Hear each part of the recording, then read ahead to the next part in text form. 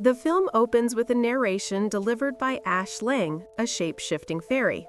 She recounts her experience living in many forms, seeing life through different eyes, and witnessing suffering.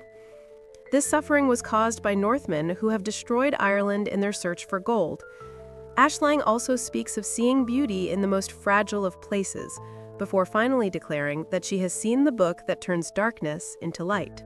Young Brendan is shown causing mayhem as he chases a goose all around the grounds of the Abbey of Kells. With the help of his brothers of the Abbey, they finally catch the goose to pluck its feathers for the purpose of making a quilken. They are suddenly shocked by the arrival of the Abbot of Kells, Abbot Kells, who is also Brendan's uncle. The abbot approaches them to ask Brendan for the plans for the construction of the new wall around the abbey. He informs them that the construction will resume the very next day from dawn to evening bell. The brothers, along with Brendan, take the feathers to the scriptorium to give to the illuminators working there. On the way, they complain amongst themselves about the abbot's obsession with the construction of the walls, which he believes will protect him from invaders. Inside the scriptorium, they reminisce about what it would be like to have a true master illuminator to teach them and guide them to make sacred books. They mesmerize young Brendan by sharing their wish to have a true master illuminator like Brother Aidan, who lives in the abbey on the island of Iona working on the most magnificent 200-year-old book called the Book of Iona. Brendan snaps out of his daydream, realizing he still hasn't delivered the plans to his uncle. He rushes out of the tower with the plans to find the abbot. The abbot is disappointed for the delay and stresses the need to complete the wall as soon as possible so they can protect themselves from the North invaders before it was too late. The next day, the brothers of the Abbey of Kells are excited to see their prayer answered by the unexpected arrival of the master illuminator, Brother Aidan. He came to Kells accompanied by his white cat with heterochromatic blue and green eyes named Pengurbon, having escaped the invasion of the Northmen in Iona and rescuing the precious book just in time. The abbot disperses the eagerly gathered crowd of brothers, ordering them to go back to the wall construction, and then takes Brother Aidan to show him the project. The two do not see eye to eye on the concept of fortifying the compound of the abbey, as Brother Aidan insists that the wall would do little to nothing from keeping the invaders out. He states that when they do come, all one can do is run and hope to get away. During the night, Brendan sneaks into the scriptorium hoping to take a peek inside the book he had heard so much about. He finds it guarded by Pengurbon, whom he convinces that he doesn't mean any harm to the book and just wants to see a single page. Brendan is shocked to see Brother Aidan walk in, but to his surprise, the brother encourages and emboldens him to take a look, opening the book to an empty, soon-to-be-called Shiro page. Aidan explains with enthusiasm how beautiful it's going to be and recruits the excited Brendan to help him finish it. The first task in attempting this is finding oak tree berries from the forest just outside the abbey, which make the deepest emerald green ink. Brendan is conflicted to attempt this as he has never been outside the walls of the abbey and knows that the abbot would not be okay with him leaving the compound, fearing for his safety.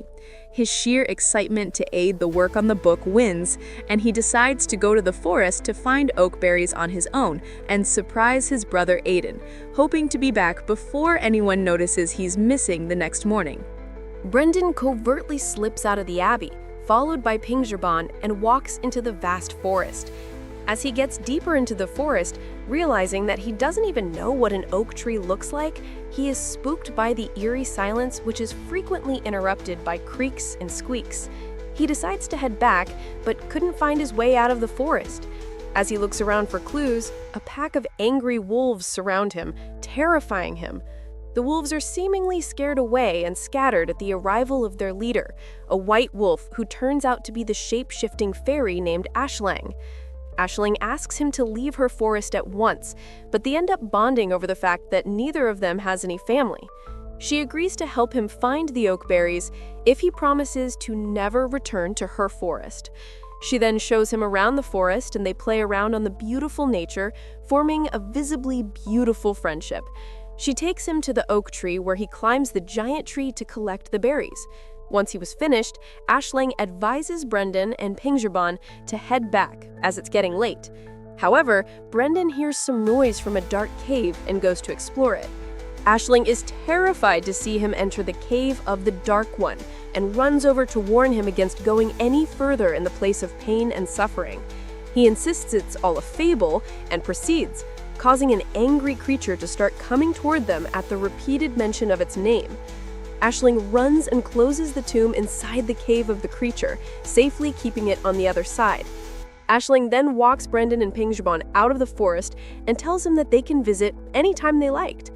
Brendan sneaks into the abbey and rushes into the scriptorium to announce his achievement with the oak berries, only to find the abbot, Brother Aidan, and the rest of the brothers working to rearrange the room. The abbot takes him outside and scolds him for disappointing him by disobeying his orders, and forbids him to never leave the abbey again without his permission. Later that night, Brendan gives the oak berries to Brother Aidan, who shows him how to make ink and encourages him to attempt drawing.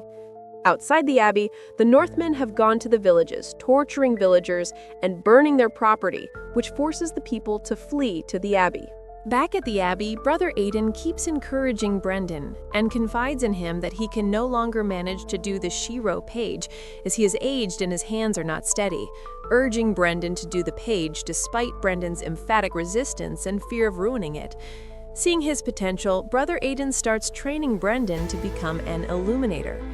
Once he feels that he is ready, the brother decides to show him the great Callum Kill's secret, a crystal known as the Eye of Callum Kill, which enables the holder to have a clear vision and understanding to draw.